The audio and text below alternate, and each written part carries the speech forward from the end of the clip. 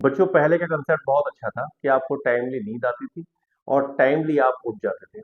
और इसके पीछे का मैकेनिज्म क्या था, वो आप समझिए। कॉमन वे में आप समझते हैं कि मेलाटोनिन इसके लिए रिस्पॉन्सिबल है। बिल्कुल सही है, रिस्पॉन्सिबल है। लेकिन इसके पीछे मैकेनिज्म ये है बच्चों, आपके रेटिना पे जब लाइट पड़ती है तो photo sensitive retinal ganglion cell उसको कन्वे कर देती हैं आपके हाइपोथैलेमस में।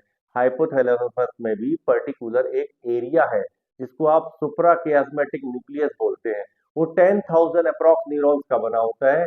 वही मैसेज करता है पीनियल ग्लैंड को कि आपको मेलाटोनिन इनहिबिट करना है, अब सीक्रेट नहीं करना है।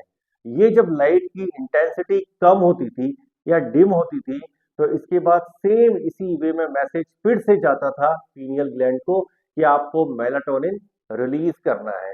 यानी कि हमारे जो ब्रेन का क्लॉक है, बॉडी का पेस मेकर है, ये है सुप्रा कियास्मेटिक न्यूक्लियस। यही मैसेज करता है, यानी इनहिबिट भी करता है और स्टिमुलेट भी करता है पीनियल ग्लैंड को। जब मेलाटोनिन रिलीज होता है तो बेटा MT1 MT2 रिसेप्टर के थ्रू वो बहुत सारी जगह बॉडी में जाकर रिसेप्ट हो जाता है, यानी कि वो अटैच हो जाता है और वहां पर मैसेज करता है कि बॉडी का टेम्परेचर कम करो। बॉडी का टेम्परेचर कम होता है, मेटाबॉलिज्म कम होता है, तो ड्राउजीनेस फील होती है। इसी ड्राउजीनेस की वजह से हमको नींद आती थी।